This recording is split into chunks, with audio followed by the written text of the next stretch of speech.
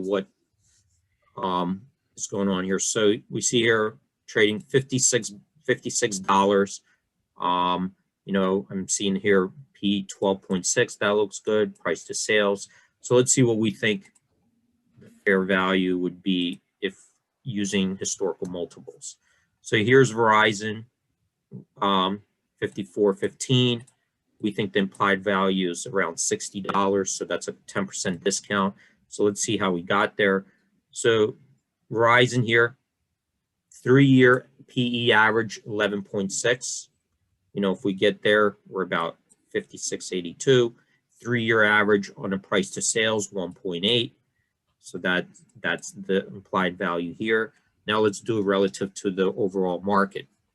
So we see right now, this is Verizon's PE ratio. This is SPY's PE ratio. So we're using SPY as the overall benchmark. That's trading at a 64% discount to the SPY PE. So Verizon price to earnings ratio is at a 64% discount to SPY. Historically, on a 3-year average, it traded at a 59% discount. So if we revert to that, here's the implied value.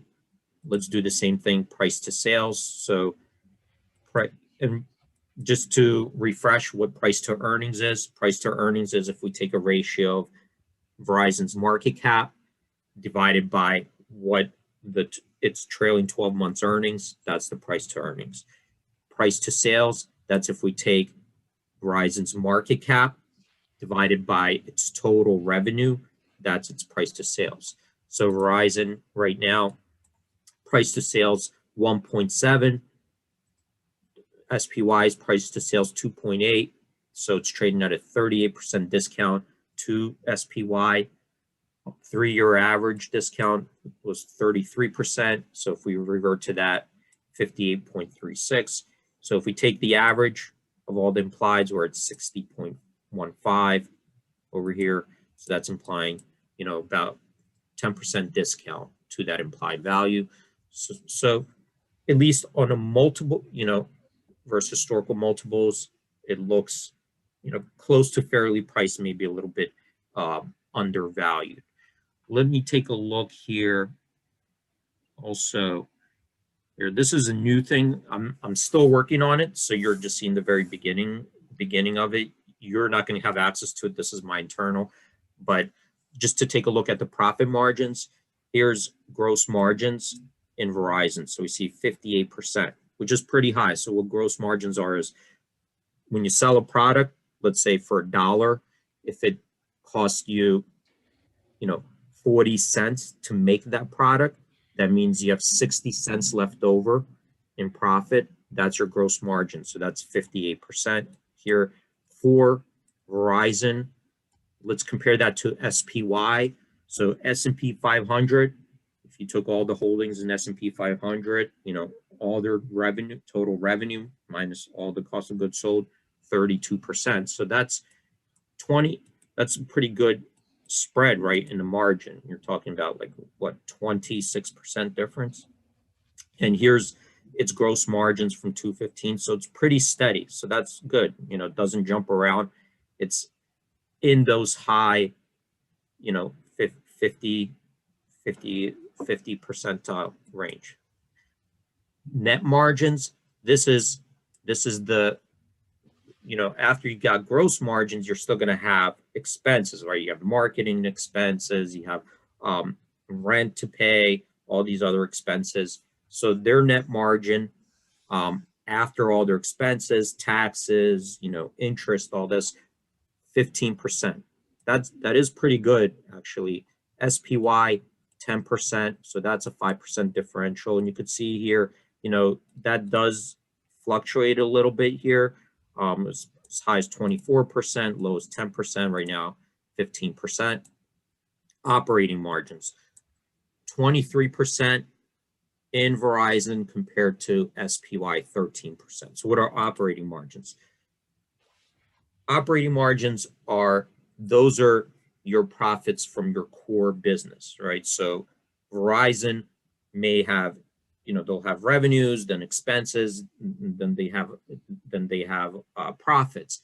But sometimes your profits could be from other places than your core business. Like, so for example, Verizon might, they generate fees from their contracts that they sell their services. So that's their core business, but they also could have maybe sold some assets that they were holding for a long time, or held some investments in stocks that they held for a long time. They got rid of it. So that's not part of their core business, those profits. So what this is doing is taking revenue from your core business minus, the expenses in your core business to get your operating margins. So operating margins, day-to-day business, 23%.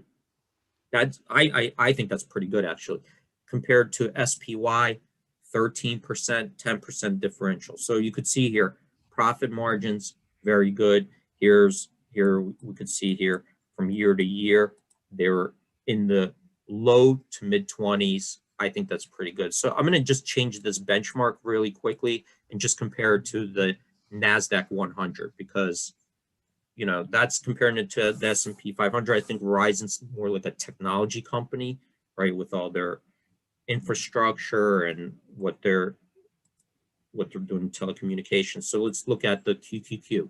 So I'm changing to NASDAQ 100. Let's compare it to that.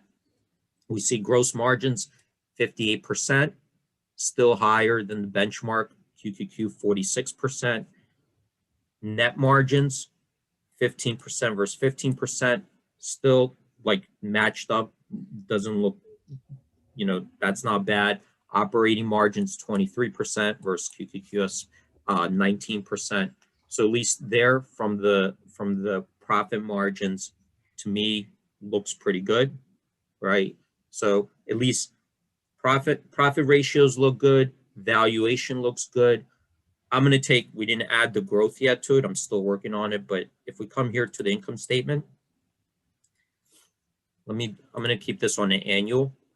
So over here, we have a breakdown of total revenue, cost of revenue, gross profits. So there are two ways to analyze this, one vertical, one horizontal. So I'm going to first we're going to change this to a percentage income statement. Okay, so we're going to look at this as everything as a percentage of total revenue, right? So here's total revenue, and these are percentage of total revenue. So cost of revenue, cost of goods sold, is 40% of total revenue. Gross profit is 60%, right? So for every dollar product you sell, what this is saying is it costs you 40 cents to make that product. So you got 60 cents left over. That's your gross profit. And you could see it's been pretty steady there year after year. Operating expense, remember, those are the expenses that have to do with your core business, right? 38%. So you can see that ticked up a little bit, but still it's been pretty steady, like in the mid 30 percentile. Here it was higher, actually, all the way back here. Operating income margin, you can see we looked at that, 22%, pretty steady, right, around the mid to low 20s. And here we got your net income. So now we could see it's pretty good year over year.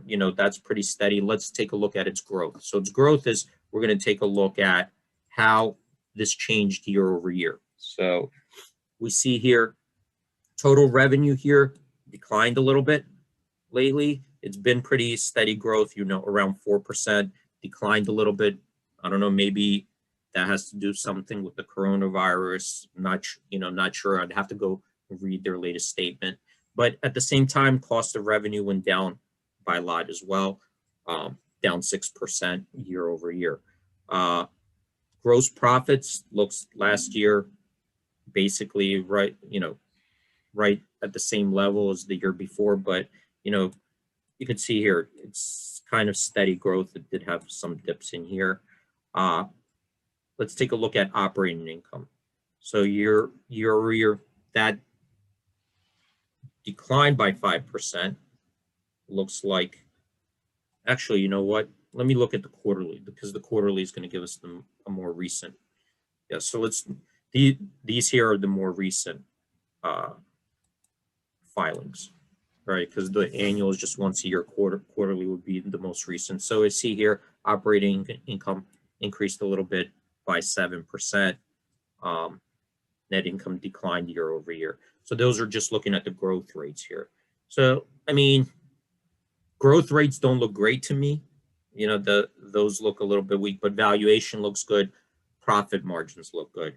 I'm going to skip because, you know, we're already like halfway through. I'm going to go to the earnings, see what's coming up, Will, unless people have questions, but I'll try to do a little bit of fundamental analysis every day. No, they love the fundamental analysis. Thanks, D. We did have a question when you get to earnings about TLRY. I guess earnings maybe after the close. Okay. So let's take a look. And TWLO, two earnings questions. Okay. So I think that's coming up.